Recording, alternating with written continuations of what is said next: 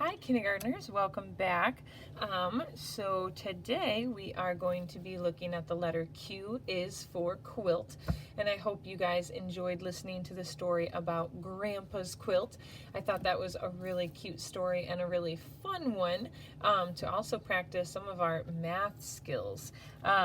So today I have with me my big box of scrap fabric. I have tons and tons of fabric that I've been collecting for a long time that we use for this project. If you don't have scrap fabric at home, it's okay. I would use some scrap paper. I've also found that wrapping paper, like old wrapping paper, works. If you have a family member that scrapbooks, you can borrow their scraps if they're okay with that. Maybe some of the edges and things that they're not using anymore. You don't have to have big, whole, brand new pieces of paper to do this project. This is a good project for kind of using up bits and pieces of things that you might have laying around the house. So we are going to actually turn our letter Q into a quilt. So what we're going to be doing is we're going to be taking our scissors, and you are going to cut whatever material you have.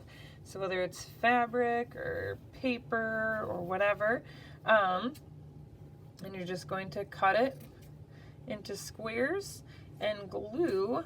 It's kind of a big square. Maybe I'll cut some smaller squares.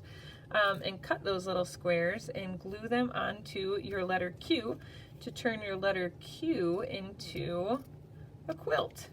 How cool is that? And if you want, so that maybe the background of your quilt isn't white, if you want to color your letter Q first, you can.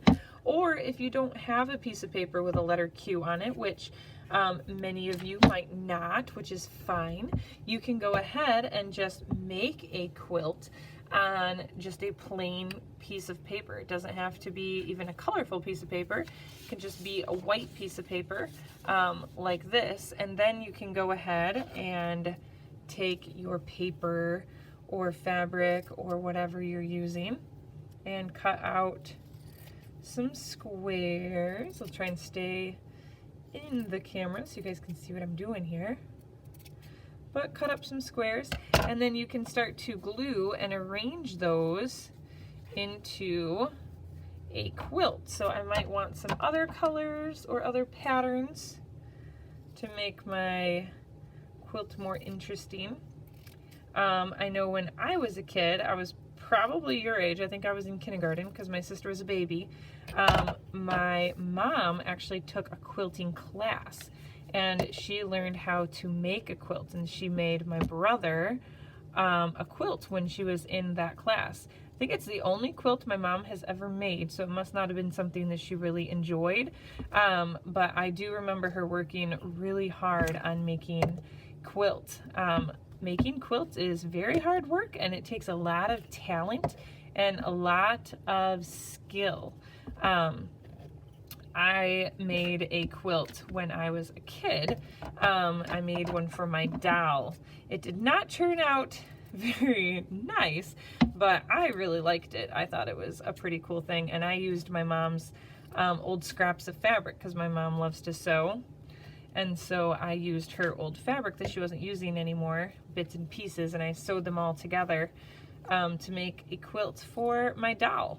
So maybe learning how to sew is something that you would like to do so that you can learn how to make maybe your own things for your dolls, or maybe for a sibling or something like that.